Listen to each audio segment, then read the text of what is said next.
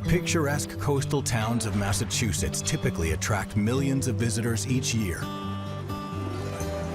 lured by its stunning stretch of coastal waters and beautiful beaches.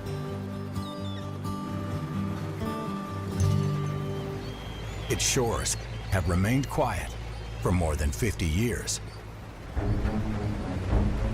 But not anymore.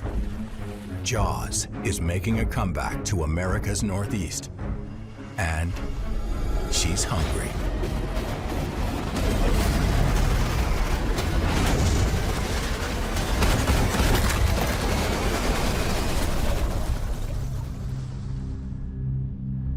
To fuel her bulky body, she needs to feed. And she's coming close to shore to get it. What's driving the great white shark back to Cape Cod's beaches and into our lives? The reason that Cape Cod's become a beacon for white sharks on a seasonal basis is the growing population of seals.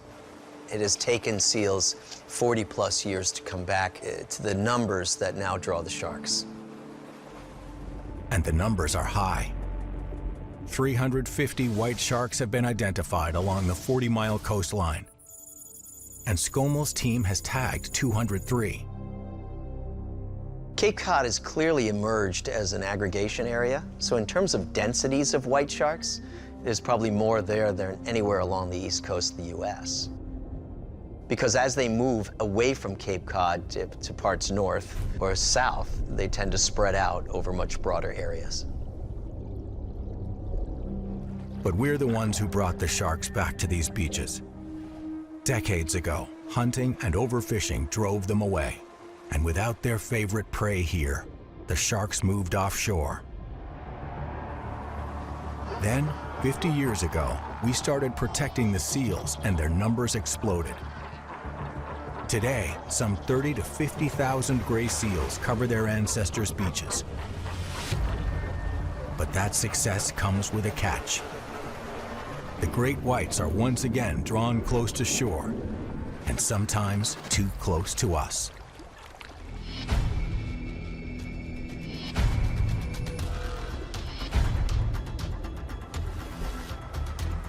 The fishing industry here on Cape Cod is huge. It's been really the backbone of the Cape for centuries, really. Recently, unwelcomed residents are causing some issues to the local industry, and it's not the sharks. Gray seals have a voracious appetite. Collectively, Cape Cod's population consumes almost 1.5 million pounds of fish every day. I don't particularly think the sharks are having a negative impact on our fisheries here. The seals are the biggest problem that we face as commercial fishermen. Nick believes the seals are responsible for the decline in fish stocks. We see problems with seals across all aspects of our job. They follow us 100 miles offshore.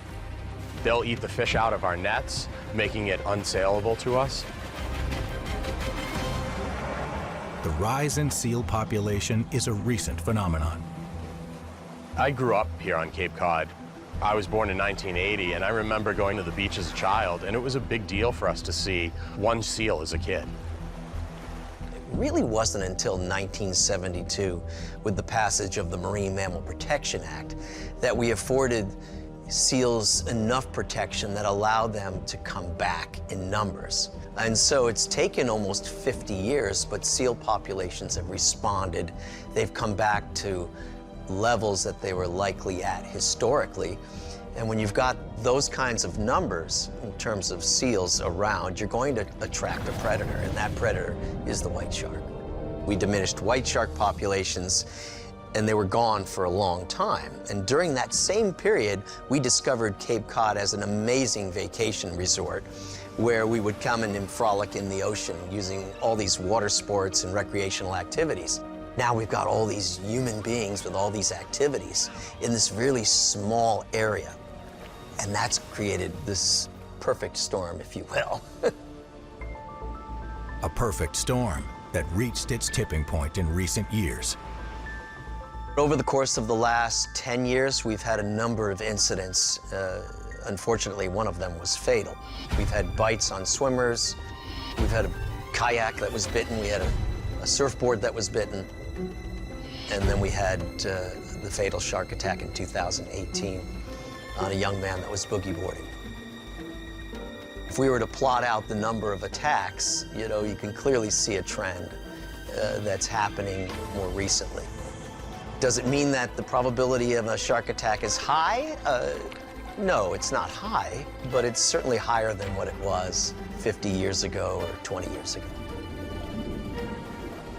The big picture odds are that you're most likely to get injured in a car accident than you are swimming off the beaches of Cape Cod. But that doesn't stop Greg from trying to protect both the sharks and the public. What I've learned is it doesn't take a lot of shark attacks to really freak people out. The idea of being bitten by a wild animal, it is something we've tried to avoid over the course of our own evolution. And so we are inherently afraid of these events. And I don't blame people for that. Greg has dedicated his life's work to trying to understand these sharks more. Working with a team of scientists from the Atlantic Shark Conservancy, Greg spends summers tracking and tagging sharks. Due to the recent uptick in shark activity, their focus has changed. A lot of our emphasis now is on trying to learn those aspects of the biology of the white shark that'll help us, you know, enhance public safety. In order to do that, Greg has to get up close and personal with more than 200 great white sharks. And in the summer of 2018, that close personal relationship got very close. Tagging is risky business. I'm out on the end of the pulpit, which extends about 11 feet from the bow of the boat. Well, I looked down into the water. I realized that the visibility, you know, is really horrible. You couldn't see the bottom. You couldn't see anything that was swimming in the water. So I'm looking down, and suddenly out of the water comes this gaping mouth and jaws, if you will. Whoa! Holy crap! It dove right out of the water! Wide open, and I really do remember looking straight down into the open mouth of the shark as it came out, snapped its jaws shut, and fell back into the water. And it was a split second of my life. I mean, it really happened fast, which means that I didn't believe it happened. It came right up and opened his mouth right at my feet. Was it a predatory strike or was it spooked? Was it trying to protect itself or just hungry? When I think about it over and over again, I'm realizing that for the shark to actually open its mouth, which is like opening an umbrella underwater, it costs a lot of energy. It didn't realize that I'm 5 feet above the water. It just sees the reflection of me, my movement, and thought it was a potential prey item, and then came up. And its momentum carried it right out of the water with its mouth wide open. And it was anticipating closing its mouth onto perhaps a seal at the surface.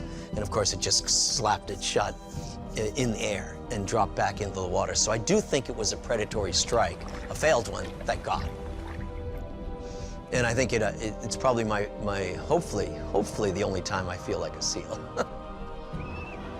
As the human and white shark populations grow, their interactions are going to increase. What happened that day could have been much worse. The part that really chills me to some extent is, what if it wasn't me on a pulpit? What if it was a surfer coming out, you know, or a swimmer coming out, or a kayaker coming out? And that shark was in a heightened state of predatory mode. Would that person have been bitten? People, predator, and prey in the same shallow waters can create problems. No one wants to see this kind of sign when they take their kids for a swim. It's a common occurrence for my daughter to see seals. And because of that, I won't let my daughter in the water anymore. It saddens me to know that she's not going to have the same type of upbringing that I had, where the ocean was such a huge part of our childhood. It's too dangerous for her to go in the water now. Oh! Greg's tags reveal a troubling pattern in the shark's movements around the Cape. Much of the time, they're patrolling just yards from shore. In most other parts of the world, great whites prefer much deeper water. Here, they stick to the shallows. Look at that. Right below you. It's evidence that the sharks here have adapted to the terrain and figured out a new way to hunt seals. A burst of acceleration followed by a whip-like snap of the head instead of a long, powerful run-up from the depths. And it's just one more example of the remarkable adaptability of this powerful predator, though it doesn't bode well for a swimmer or surfer who gets too close. There's always going to be sharks in the water. It's a natural consequence of going in the water. You're going to encounter sharks. But the fact that they're here because of the seals and we see so many of them, I think you're going to need for them to go away for a while before people get the sense of safety back in going in the water. Well, that's not a bad tag.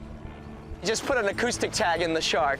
That's going to let us monitor its movements, its residency in this area, even where it goes when it leaves. Greg hopes that his research will help lower the present risk in Cape Cod's waters. And that really boils down to figuring out when, where, and how white sharks are attacking and killing seals, because we think that holds the key to protecting human lives. Swimmers can be warned to stay away from beaches where seals congregate. And as the scientific work continues, we may find other high-risk zones that swimmers and surfers should avoid.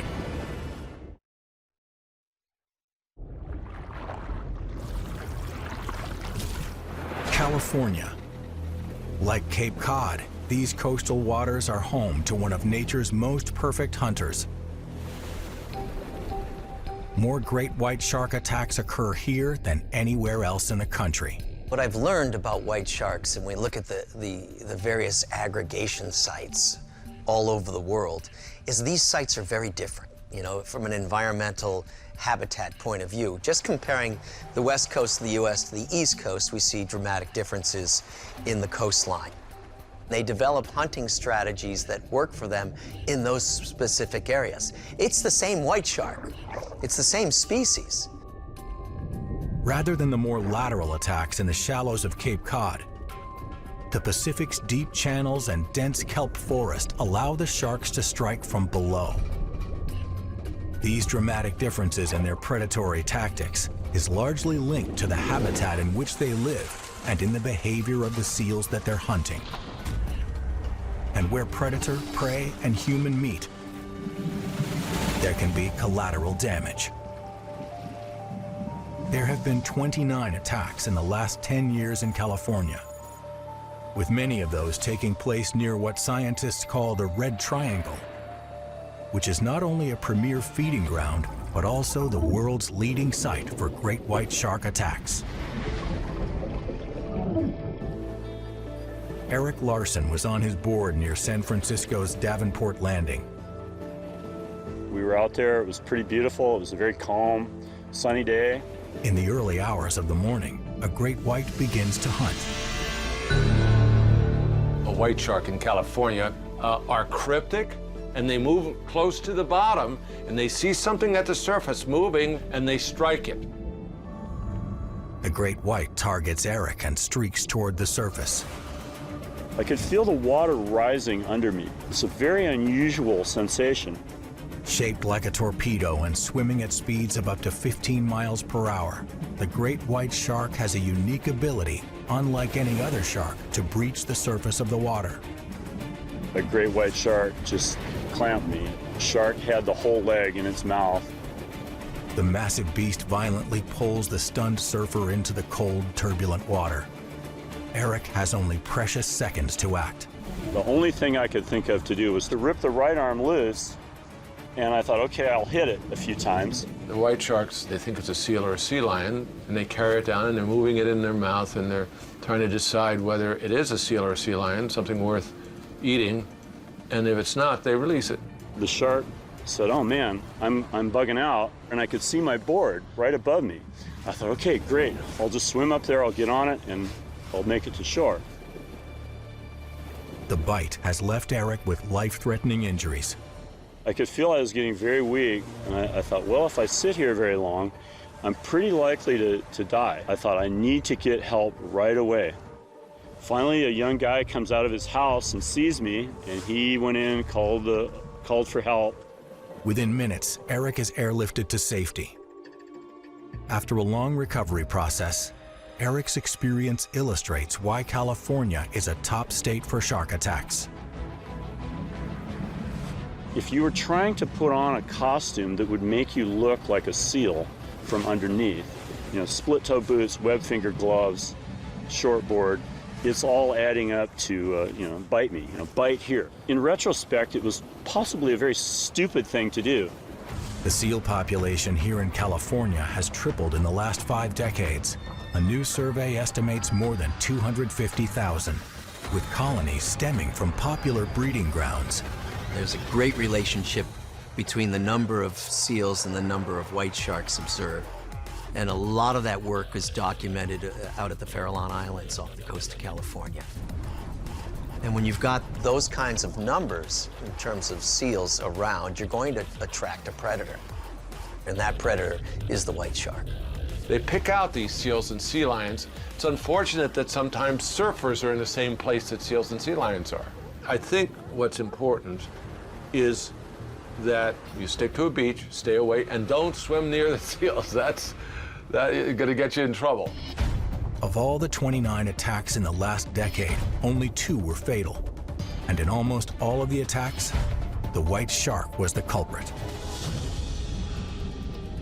White sharks are opportunistic hunters, which means they will attack any prey in sight. The day I was attacked was a lot like today. It was quite overcast. I was out at Stinson Beach in the late morning. Unlike Eric, Jonathan swims in an ideally safe situation.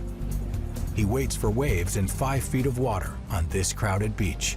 The water around here is generally not that clear, so if something's swimming past you, you really would have no idea. As I was paddling, my right hand hit something only this deep underneath me. I hadn't seen anything in the water. At this point, I'm paddling hard. What Jonathan hit was a great white shark. It's a sudden movement is what triggers it, and then go out after it. So that's what you want to avoid. A 12-foot great white shark came up on my right side, and it bit onto my right leg. I couldn't get my arms around enough to hold on to. I saw the gills, and I grabbed onto those. And when I did that, the shark let go. I came up to the surface, and I started swimming in. Now with my leg attached, but badly damaged.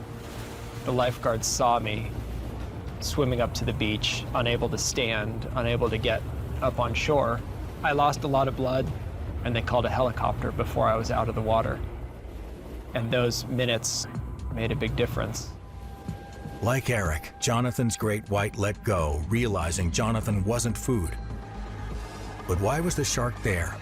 And why did it attack? I think if you're on a sandy beach, if you're swimming on a sandy beach, it's a pretty safe place to be. So why an attack at Stinson Beach? Well, they move from a seal colony with all the rocks, and they may move along a beach at some point and may end up seeing somebody at the surface and strike him. The injury required about 600 stitches before the doctors stopped counting. So it was a long recovery. Although deadly, the great white shark is an integral part of the marine ecosystem. The obvious question is, when somebody hears about a shark attack, is wouldn't that survivor rather have sharks wiped out, and then they wouldn't have to worry about shark attacks? And because the answer is no so much of the time, I think the science has finally meshed with the people who are advocates for the sharks, and it's made a big change. I take pride that I've spent my life trying to change people's minds, but I do think people are less afraid of them now.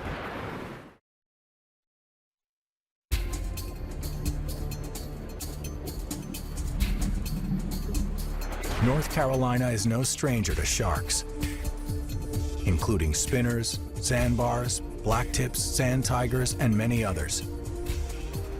Some are more likely to attack humans than others. With 34 attacks in the last decade, North Carolina is one of the most dangerous shark states in the U.S. Donnie Griggs was headed for a day of fishing when something unusual caught his attention.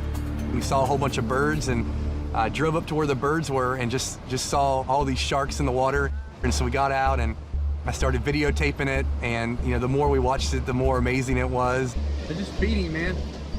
With his cell phone, Donnie captures this footage of something rarely seen. A shark feeding frenzy. I mean, it felt like there was at least 100 sharks in the water. I've never seen anything like this in my whole life. It turns out the sharks Donnie was filming were spinner sharks, a fast-swimming migratory species responsible for 16 attacks on humans over just a 7-year period. Those sharks are actively feeding. They are keyed in on attacking something that's kind of small. You don't want them mistaking your foot for one of their fish that they're actually there after. And we just all stood around, blown away that we had a chance to watch that happen. Spinner sharks move closer to shore during the spring and summer months. They hunt ferociously, targeting schools of fish, often spinning and leaping out of the water in pursuit of prey. Finely serrated teeth are designed for grasping, not cutting. This may explain why most encounters with humans result in puncture wounds and are rarely fatal. Where a surfer might think an area is sharky just because they're seeing more sharks in that area, what I'm looking at is what brings the sharks into that area, especially large active species like our local spinner sharks. Carson Jewell entered the water near Masonboro Island. At sunrise, we were on Masonboro Island, which is like a preserved island. There aren't any houses, there aren't any people. I body surfed in my very first wave body surfing, and I was lying down, my hands were out in front of me. Carson was surfing during the summer in murky water and during prime feeding time for sharks. At the very end of the wave, in probably 2.5 feet of water, I felt something hit my hand and wrap it up, and was kind of wrestling me a little bit. The shark made that decision that I'm hungry, this thing is pretty close to me, close enough that it probably can't get away if I launch myself at it right now, and then it went ahead and turned on the attack switch. I didn't pull my hand out, I just stood up, and I didn't know what the damage would be, and then when I came up, my artery was punctured, and the back of my hand right here was flapping off, basically. Carson and his friends were on an isolated island and miles from help. My buddy from Asheville put a huge beach towel on it, wrapped around and put a lot of pressure on it, kept the tourniquet on it. We had to walk 10 minutes maybe to get to the boat, something like that. I also had to stop 2 times from being faint. Luckily for Carson, he makes it to the hospital, but with little time to spare. I imagine that I lost about as much blood as you can lose before you need blood put back in you. If I had been there with nothing and no one, I probably would have died. One of the best things you can do is kind of learn to read the water where you're about to go in. Swim in broad daylight, get into a group, try to stick to clear water, and try not to swim near any actively feeding fish. In 50 years, only one shark-related death has been reported along North Carolina's coast. You're almost 100% chance of going home without getting bitten by a shark. Scuba divers from around the world come to Morehead City, the graveyard of the Atlantic, lured by its world-class wrecks. And so are large schools of sand tiger sharks, often within arm's reach. We just dive, and the sharks are there, and we're there. And there's no need for any chain mesh suits, no shark protection devices. We don't use any of that. What's actually really shocking is even though we're in the top 5 for attacks in the United States, how rare attacks are compared to the number of people using our water and the number of sharks using our water. South Carolina is one of the fastest growing states on America's East Coast. Shark attacks are also on the rise. There's an underwater empire here that creates the perfect storm for shark attacks. It doesn't surprise me that South Carolina is among the top states for unprovoked shark bites.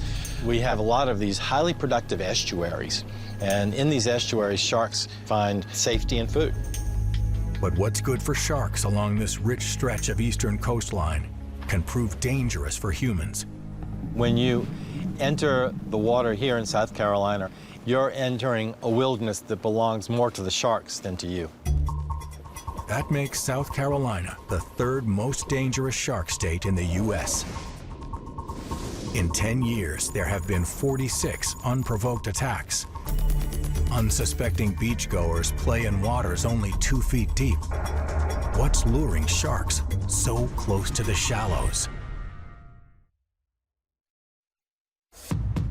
For Ty Bretts, water conditions turn a relaxing day on a South Carolina beach into any parent's worst nightmare. The day I was bit by a shark, we were at the Isle of Palms with my daughter Brianna and my daughter Haley. The water was much more murky than normal. There was a rainstorm the night before. In murky waters like in the waters Ty was in are very confusing to an animal.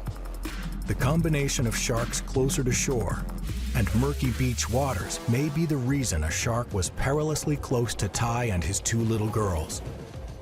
Muddy waters cause the shark to blindly rely on other senses to find its next meal. What an animal does is it hears, it smells, it detects physical vibrations. The vibrations that attracted this shark may have been caused by the innocent splashing of Ty's young daughters, Brianna and Haley. They were playing in the waves, and as I looked down in the water, I saw something move around by my youngest daughter, Haley. The fact that Ty's daughters were splashing in the water may have contributed to the presence of sharks in the area. As I said, sharks have well-developed acoustic senses, so they have mechanical senses. They can feel vibrations, they can hear sounds in the water very well, and they may be attracted to low-frequency kinds of sounds, such as kids in the water would make, or maybe an injured fish might make. Ty rushes towards his daughters, but this quick movement could have been the very thing that got the shark's attention. As I walked towards her, that's when my right foot felt something very painful. The shark's teeth dug in almost to the bone, but left obviously abruptly after it did it, and I saw about a 3 to 4 foot shark in the water leaving, going back out into the waves.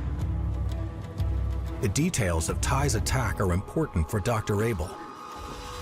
He's zeroing in on which sharks are most likely responsible for these shallow attacks in South Carolina. Ty's situation, when he saw this shadow in the water, he lunged towards his daughters, and then the animal was apparently attracted to him. That's conceivable, because predominantly the sharks that we think are most responsible are this very robust, beautiful, fast-swimming shark called a blacktip shark. First thing I did when I got bit was to bring them to try to get them out of the water. Once we got back up to the boardwalk is when I noticed how much blood there really was. Ty and his daughters survived, and after months of rehab and skin grafts, Ty is lucky that he didn't lose his leg. When they bite people, they sense immediately that this is not a prey item that's on its menu. These bites rarely do much damage. Bite and then release. My thoughts are that the odds are still very low, that you can still be in the ocean and come out fine. Listen, but you're in their environment, whether it's estuaries close by, or the warmth of the water, or the murkiness of the water. I'm just much more aware of where I'm going and when. Hawaii. This tropical paradise lures more and more people to its picture postcard beaches and into the domain ruled by over 40 species of sharks. One species clearly dominates the Hawaiian coastline, the tiger shark. With 72 recorded attacks in the last 10 years, Hawaii is the second most dangerous shark state in the U.S. Hawaii's oldest and northernmost island, Kauai, draws the attention of beachgoers and surfers like Mike Coots. It was early in the morning, and it was the start of our surfing season here in Hawaii. And I remember it smelling really weird. like a foul stench in the water, and we were really excited to get out there, and it could have been the stinkiest day of the year, and it wasn't going to stop us. Smelling a fishy smell when you're in the water should be an indication to anybody entering the water that there's an increased chance of encountering a shark. Mike and his friends enter the surf, not knowing that a large tiger shark lurks just below.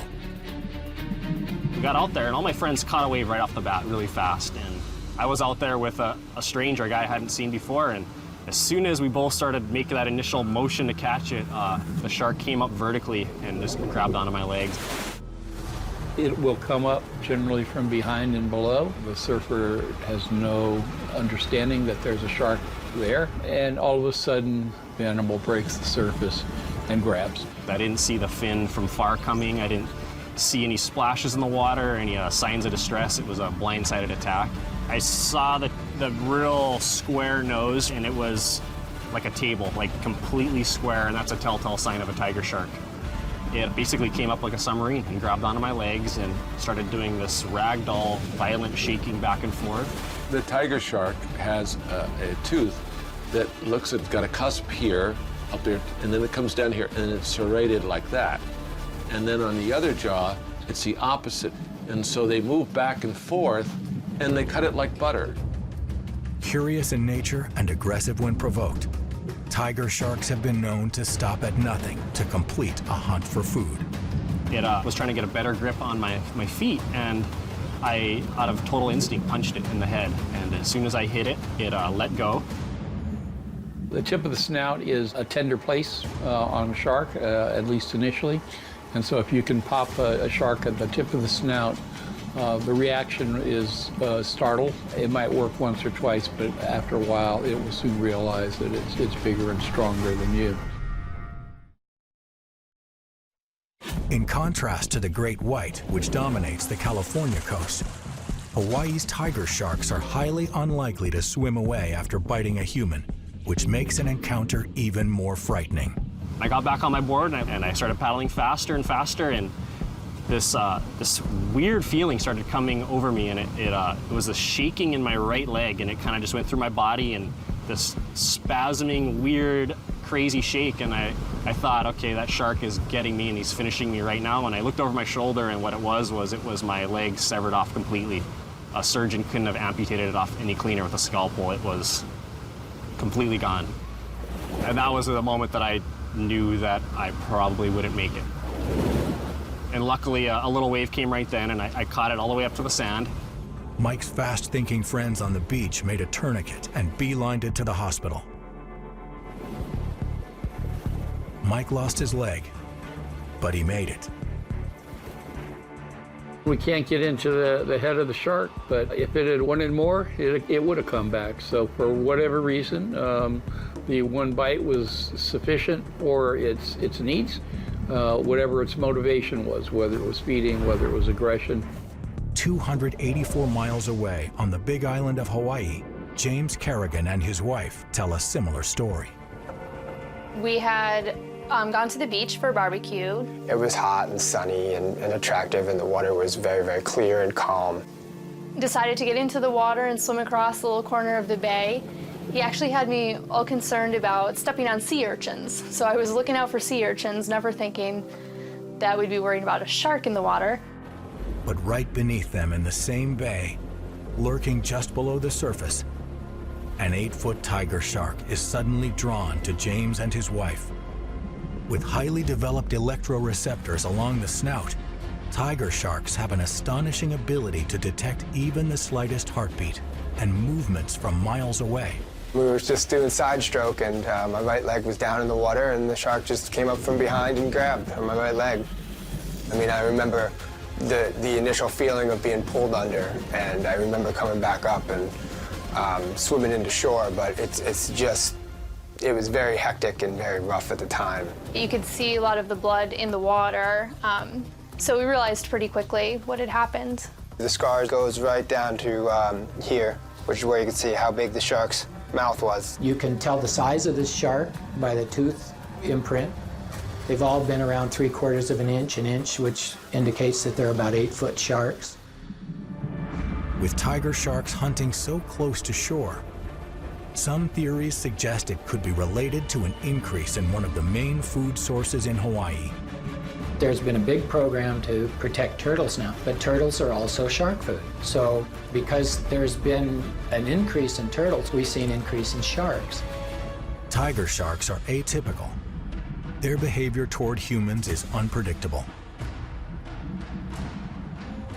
Tiger sharks have a Catholic diet. They'll feed on almost anything, ranging from small fish to other sharks. Their stomach contents reveal things such as whole suits of armor and halves of horses and all kinds of garbage, as well as the occasional human body.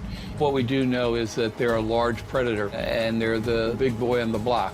Which is why Hawaii is the second most dangerous shark state in the U.S. for shark attacks. But when it comes to crowning a state number one, it's not even close. The warm waters, populated beaches, and strong tidal flow in this state create the perfect storm. With almost 1,200 miles of coastline, a population doubling almost every 40 years, Florida is, hands down, the most dangerous state in the U.S. for shark attacks. Florida has a reputation as the shark attack capital of the world, and it's deserved. In the last decade, people in Florida have been attacked 236 times. That's more than the other states combined. If you contrast, say, Florida and California, for example, California is also a big state with a lot of coastline, but their coastline is still small compared to Florida. And Florida has a lot more people in the water. You can couple that with the fact that California doesn't have this large population of migrating sharks that hug the shoreline. In California, you've got a few larger sharks, like white sharks, for example, but they're certainly not in the same abundance that we have things like blacktip sharks down here in Florida. The mysterious reasons behind the heightened numbers of attacks starts with Florida's unique finger-like shape. It's essentially surrounded by sharks. Around here in South Florida, we have maybe about a dozen or so shark species that are found close to shore here, where they have the potential to interact with humans. One of the biggest is the bull shark. It's considered even more dangerous than the great white or the tiger shark. They have a preference for warm, shallow lagoons, bays, and river mouths that connect to the salt water, places where people swim every day in Florida. And like a bear on land, they're highly territorial and aggressive. In the shallow waters of Jacksonville Beach on the Atlantic coast of Florida, a bull shark stealthily approaches Chad Renfro. I just went out, that day to go surfing, and you can't really see much, once you get about waist deep in the water, so.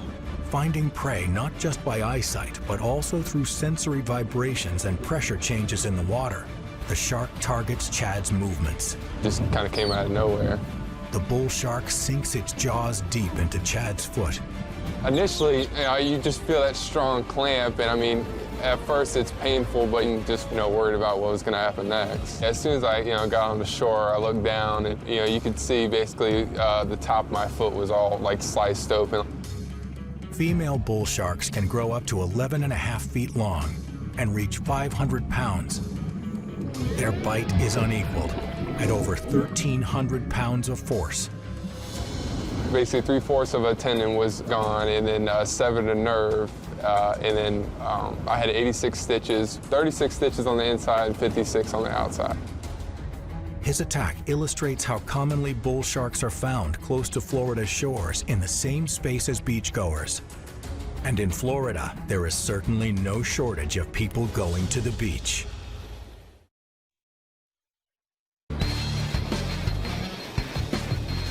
In Florida, residents enjoy miles of shoreline. It's the rising influx of tourists that are adding to the shark attack statistics. 2018 saw a record-breaking 127 million visitors to the Sunshine State.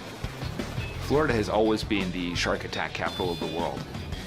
There are more bites in Florida than all the other states combined, and Florida accounts for nearly 1/3 of all shark bites in the entire world. It's due to the large number of people who come down here to visit. Sharks are here at the same time that people are here.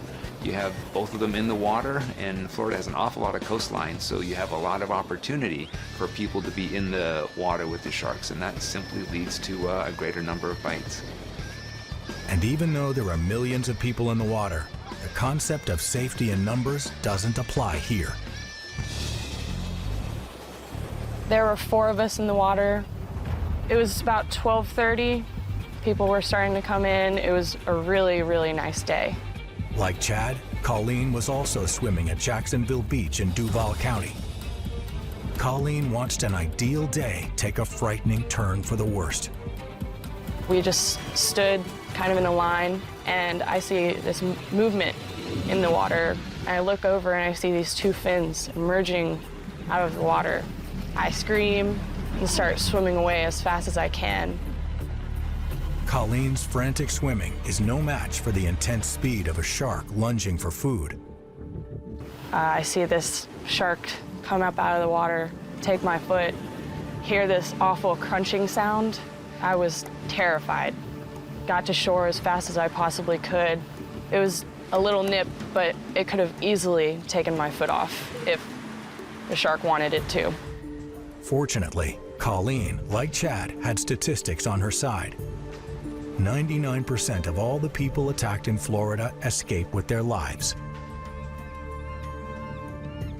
Florida's warm waters attract sea life from both the Gulf of Mexico and the Atlantic Ocean.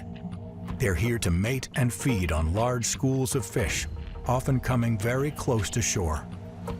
The blacktip sharks are adjacent to the beach where the people are, and they're in groups of literally thousands.